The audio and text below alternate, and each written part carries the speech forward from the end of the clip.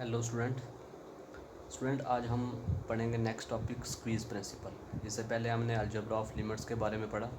आज हम पढ़ेंगे स्क्वीज़ प्रिंसिपल क्या है। तो आज हम इसका प्रूफ देखेंगे कि कैसे प्रूफ किया जाता है स्क्वीज़ प्रिंसिपल। कुछ बच्चों को फर्स्ट एक्सरसाइज में प्रॉब्लम आ रही है, वो कॉची क्राइटेरियन में आई थिंक। तो कोई नहीं, इंशाल्लाह हम इस यूनिट के आखिर में, जब ये यूनिट ख़त्म हो जाएगा, अब हम चल रहे हैं तो मैं वापस बैक नहीं आऊँगा। तो जब ये यूनिट ख़त्म हो जाएगा, इस यूनिट के बाद मैं क्या करूँगा, आपको कॉची क्राइटेरियन के रिलेटेड एक दो क्वेश्चन है, वो आई थिंक मैं नहीं करवाया आपको, तो वो मेरी प्रॉब्लम थी, मैं नहीं करवा पाया आपको। कोई बात नहीं स्टूडेंट, वो मैंने देखा नहीं है, वो बाद में किसी बच्चे ने मुझे पूछा तो मैंने देखा कि वो प्रॉब्लम आ रही है आप लोगों को। तो वो इंशाल्लाह हम यूनिट के आखिर में उसके बारे में डिस्कस करेंगे, ठीक है। तो अब लगातार पढ़ते रहें। देखिए आज है स्क्वीज़ प्रिंसिपल। तो स्क्वीज़ प्रिंसिपल क्या कहता है, देखिए मान लेते हैं, वो कह रहा है कि अगर कोई function F of X less than a ji of X के और less than H of X के for all X in some deleted neighbourhood of A. तो डिलीटेड नेबरहुड ऑफ ए क्या चीज़ है, ये मैंने आपको समझाया था प्रीवियस लेक्चर में, जो शुरू से लेक्चर पढ़ाए थे एक दो, उसमें मैंने डिलीटेड नेबरहुड ऑफ ए के बारे में समझाया था। जिसको नहीं समझ वहाँ से वीडियो मेरी देख ले, समझ जाएगा, ठीक है। एंड कह रहा अगर ये चीज़ है और एंड ये भी है कि limit x tends to A F of x equal to L और limit x tends to A H of x equal to L, मतलब इन दोनों की लिमिट, फर्स्ट और लास्ट वाले की लिमिट जो है वो बराबर है। तो देन अगर इसकी और इसकी बराबर है, मतलब एल है, तो तब प्रूफ ये करना है कि इस सेंटर वाले की भी लिमिट क्या है, एल है, ठीक है स्टूडेंट। तो इसको प्रूफ करने के लिए देखिए स्टूडेंट, सबसे पहले हमारे पास गिवन है ये। तो जब ये गिवन है तो गिवन लेकर चलेंगे क्या है, तो फिर हम भी प्रूफ दिखा देंगे कि limit x tends to a ji of x भी किसके बराबर है, एल के बराबर है। तो स्टूडेंट ध्यान से देखना कैसे होगा, ठीक है। देखिए स्क्वीज प्रिंसिपल,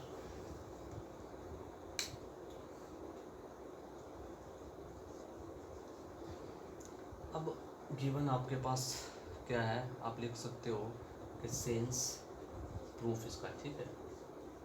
सेंस कि चूँकि आपके पास है limit x tends to A F of x किसके बराबर है, एल के बराबर। अब इस चीज़ को देखते ही आपको दिमाग में आ जाना चाहिए, मैंने आपको पीछे बताया है कि ये लिमिट, इस लिमिट का क्या मतलब है, इस लिमिट को एप्सिलॉन और डेल्टा में कैसे लिखा जाता है। तो चूँकि ये चीज़ है तो इसका मतलब ये है कि लेट कर लेंगे epsilon is greater than zero, या आप ऐसे लिख दो therefore given epsilon is greater than zero however small, मतलब इतना स्मॉल चूज करना है, बिल्कुल जीरो ग्रेटर देन जीरो हो, मतलब लेस देन वन हो, यानी कि मतलब 0.9 भी हो सकता है, 0.8 भी, इतना स्मॉल होएवर स्मॉल, ठीक है। तो वी कैन फाइंड, मैंने बोला था कि अगर कोई एप्सिलॉन ग्रेटर देन जीरो हो तो हम फाइंड कर सकते हैं a positive number delta, a positive number delta 1 depending on epsilon, ठीक है। सच दैट ये कंडीशन सेटिस्फाई करेगा वो, mod of F of x minus L is less than epsilon for zero is less than x minus, x किसको tend कर रहा है, ए को, तो x minus A is less than delta 1। अब डेल्टा 1 क्यों लिया, क्योंकि इधर दो लिमिट है, एक एफ ऑफ एक्स और एक एच ऑफ एक्स। तो चूँकि ये चीज़ गिवन है तो इसको देखते ही आपके दिमाग में ये चीज़ बन जाएगी, भाई अगर ये चीज़ है तो उस चीज़ से हम ये चीज़ लिख सकते हैं। इसका इस लिमिट का मतलब क्या है, इस लिमिट का मतलब ये है कि F of x minus L is less than epsilon for x minus A is less than delta, ठीक है स्टूडेंट, इस चीज़ का मतलब ये है। तो ये आपने लिख ली, ठीक। अब देखिए, अब यहाँ से देखिए, दिस सिंप्लाइज, अगर मैं क्या करूँ, मॉड को खोलूँगा, तो मॉड को खोलने के लिए आप लोग याद रखें कि अगर mod of x suppose less than epsilon, mod of x किससे लेस देन एप्सिलॉन, तो जब मॉड को खोलेंगे तो आपके पास आ जाएगा minus epsilon is less than x और इज लेस देन एप्सिलॉन, मतलब ये जो x है वो किस किस के, इस मॉड ऑफ x का मतलब क्या है कि x किस किस के बीच में लाई कर रहा है, माइनस एप्सिलॉन और एप्सिलॉन के बीच में। तो सिमिलरली इसको जब इस मॉड को खोलूँगा तो इसका मतलब ये है F of x minus L इस ग्रेटर है माइनस एप्सिलॉन से और लेस है एप्सिलॉन से, भाई मॉड की डेफिनेशन लगाई ना कि जब मॉड की टर्म को खोलते हैं ना कि अगर mod of X less than epsilon है तो उसका मतलब ये है कि एक्स माइनस एप्सिलॉन और एप्सिलॉन के बीच में लाई कर रहा है। तो सिमिलरली इधर मॉड जब खोला तो इसका मतलब ये है कि F of x minus L minus epsilon और प्लस एप्सिलॉन के बीच में लाई कर रहा है। और फॉर आगे वैसे ही X minus A is less than delta one. ठीक है स्टूडेंट, यहाँ तक समझ आया। अब देखिए मैं क्या कर लेता हूँ, एल ऐड कर लेता हूँ दोनों साइड। एल इधर भी ऐड होगा, इधर भी ऐड होगा, इधर भी। जब इधर ऐड होगा तो आ जाएगा L minus epsilon is less than F of X. जब इधर ऐड होगा minus L plus L cut जाएगा, वो इज लेस दैन इधर ऐड होगा तो L plus epsilon. It means F of X किस किस के बीच में लाई कर रहा है, एल माइनस एप्सिलॉन और एल प्लस एप्सिलॉन के बीच में। और आगे वैसे ही for some mod of x minus A is less than delta one. ठीक है स्टूडेंट, आई होप आपको यहाँ तक समझ आया होगा। इसको मान ले आप ऐसे लिख सकते हो for some 0 is less than x minus A is less than delta. इसको मान लो इक्वेशन फर्स्ट। ठीक है स्टूडेंट, यहाँ तक समझ आया। मैंने क्या किया, मॉड की डेफिनेशन लगाई, उसके बाद जब डेफिनेशन लगाई तो मैंने एल को ऐड कर दिया। एल को ऐड करने से यहाँ पर एल कट गया, वो यहाँ पर L plus L minus epsilon हो गया, यहाँ पर एल प्लस एप्सिलॉन हो गया। ठीक है, ऐड किया एल दोनों साइड, तो ये बन गई इक्वेशन फर्स्ट। अब देखिए ये याद रखना, ठीक है, फर्स्ट इक्वेशन। अब अगेन दूसरी ये चीज़ भी गिवन है, again limit x tends to A H of x equal to L. तो इसका मतलब भी वही है, जो ही ये चीज़ देखी तो इसका मतलब वही कि therefore given epsilon is greater than 0 however small we can find a positive integer delta 2 depending on epsilon such that ये कंडीशन होगी h of x minus L is less than epsilon for 0 is less than x minus A is less than delta 2। ठीक है student, अब इसमें भी जब mod की definition लगाऊंगा मैं इधर तो क्या आ जाएगा, H of x is less than L plus epsilon और is greater than L minus epsilon for some X minus A is less than delta 2। ठीक है स्टूडेंट, यहाँ तक समझ आई।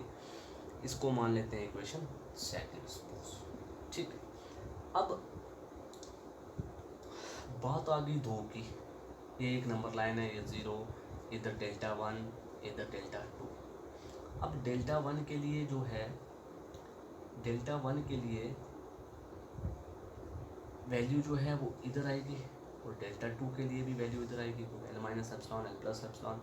अब डेल्टा 1 के लिए भी वैल्यू इधर आ रही है, डेल्टा 2 के लिए भी वैल्यू ये आ रही है। अब इनका हमने ढूंढना कॉमन पॉइंट, मतलब किस जगह से इनकी वैल्यू सेम जा रही है, तो ढूंढना हमने कॉमन पॉइंट।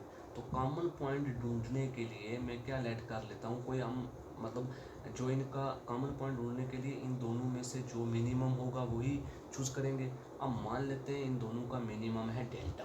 ठीक है, तो मैं लेट कर लूँगा। आप ये इक्वेशन याद रखें, भूले मत। तो इनको मतलब कॉमन पॉइंट ढूंढने के लिए मुझे मिनिमम चूज़ करना पड़ेगा, जो उसका मिनिमम होगा वही उसका कॉमन पॉइंट होगा। तो मैं मान लूँगा लेट डेल्टा इक्वल टू क्या है, मिनिमम है किसका, डेल्टा 1 और डेल्टा 2। मान लिया डेल्टा तुम्हारा मिनिमम है इसका। तो देयरफॉर फ्रॉम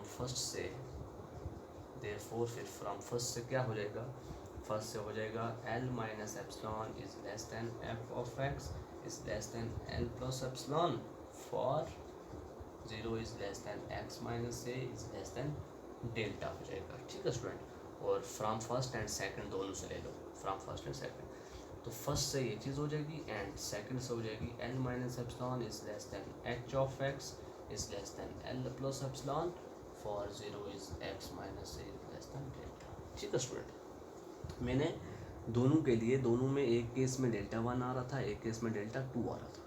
अब मैंने क्या किया, उनका कॉमन पॉइंट ढूंढने के लिए दोनों फंक्शन के लिए, दोनों लिमिट्स के लिए मैंने कॉमन पॉइंट ढूंढा और उस कॉमन पॉइंट का मिनिमम रख लिया। मतलब कॉमन पॉइंट से मैंने उनका मिनिमम चूज़ किया, जो मिनिमम होगा वही उन दोनों के लिए कॉमन पॉइंट चूज़ किया जाएगा।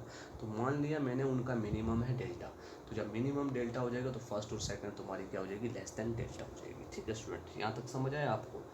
अब देखिए, अब आपके पास जब मैं इन तीनों को कंबाइन करूँगा, मतलब फर्स्ट सेकंड और ये जो तुम्हारी बनी फर्स्ट सेकंड, ये इसको मान लेते हैं थर्ड, इसको मान लो फोर्थ, ठीक है। तो जब इन सारों को मैं कंबाइन करूँगा, मतलब from first second and third and fourth से मुझे मिल जाएगा। थर्ड एंड फोर्थ से मैं ये लिख सकता हूँ भाई, थर्ड एंड फोर्थ से मैं ऐसे लिख सकता हूँ ना कि L minus epsilon is less than F of x, ठीक है।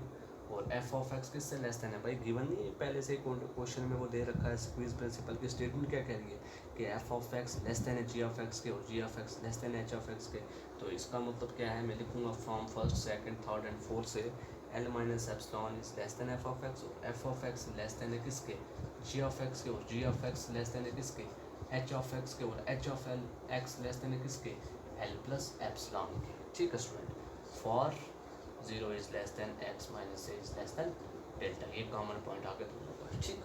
क्योंकि x माइनस ए इसमें भी था और एफ ऑफ एक्स के लिए भी था, एच ऑफ एक्स के लिए था, इसलिए मैंने डेल्टा कॉमन पॉइंट चूज़ किया, ठीक है स्टूडेंट। अब देखिए, अब जी ऑफ एक्स किससे बड़ा है, एफ ऑफ एक्स से बड़ा, और एफ ऑफ एक्स किससे बड़ा है, इससे बड़ा है। तो it means g of x किससे बड़ा होगा भाई, ये अगर फर्स्ट है, ये सेकंड है, ये थर्ड है, ये फोर्थ है, ये फिफ्थ है, तो थर्ड जो है, थर्ड हमने चूज़ करनी है, first second third fourth fifth, third choose करनी है। थर्ड जो है वो इससे भी बड़ा है, इससे भी बड़ा है, तो मैं लिख सकता हूँ L minus epsilon is less than है जी ऑफ एक्स की, और जी ऑफ एक्स अगर इससे छोटा है तो इससे भी छोटा है, तो लिख सकता हूँ मैं L प्लस एप्सिलॉन से, क्योंकि बिकॉज ये चीज़ और ये चीज़ इक्वल है, ठीक है, वो पहले दे रखी है। तो अब क्योंकि भाई इस कंडीशन से ना भाई, जब मैंने उन सबको कंबाइन किया तो ये बना, और इस कंडीशन से मुझे ये पता लग गया कि जी ऑफ एक्स इससे बड़ा है और ये इससे बड़ा है, तो मैं लिख सकता हूँ जी ऑफ एक्स इससे बड़ा है, और अगर जी ऑफ एक्स इससे छोटा है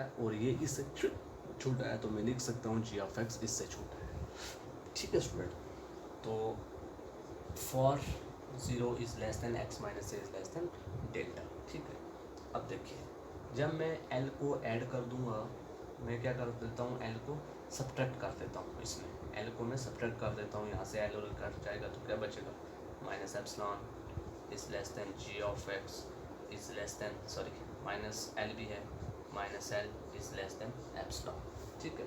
जब मैंने L को सब्ट्रैक्ट कर दिया दोनों साइड, तो आ जाएगा minus epsilon is less than g of x minus L is less than epsilon, for 0 is less than x minus A is less than delta, ठीक है स्टूडेंट। अब ये डेफिनेशन किसकी लगाई थी मैंने अभी पहले, मॉड की, तो इट मीन्स इसको हम वापस से मॉड में लिख सकते हैं, हम ऐसे लिख सकते हैं, this implies mod of g of x minus L is less than epsilon, क्योंकि इसका मतलब ये है और इसका मतलब ये है, क्योंकि जब मॉड की डेफिनेशन खोलेंगे तो वापस ये आएगा ना, तो इसको जब वापस मॉड में बनाएंगे तो ऐसे बना सकते हैं। तो for 0 is less than x minus, अब इस चीज़ को क्या लिख सकते हैं, this implies g of x minus L is less than epsilon को लिख सकते हैं, दिस इंप्लाइज लिमिट, ये दिख रहा है ना आपको, तो इसको मैं लिख सकता हूँ भाई, इस चीज़ को मैं ऐसे नहीं लिख सकता, limit x tends to a ji of x equal to L, तो यही हमने प्रूव करना था। आई होप आपको समझ आ गया होगा कि किस तरीके से स्क्वीज प्रिंसिपल को प्रूव किया जाता है, ठीक है स्टूडेंट। तो आज के लिए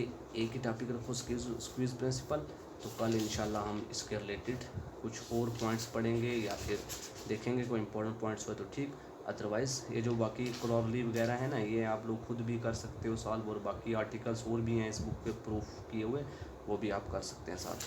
तो इंशाल्लाह कल हम करेंगे इसी के रिलेटेड एक्सरसाइज के क्वेश्चन के, स्क्वीज प्रिंसिपल के रिलेटेड क्वेश्चन कैसे सॉल्व किए जाते हैं, ठीक है स्टूडेंट। तो ओके स्टूडेंट, थैंक यू, इतना ही रखते हैं।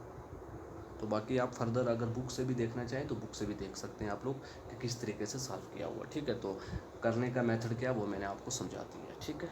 Okay, thank you.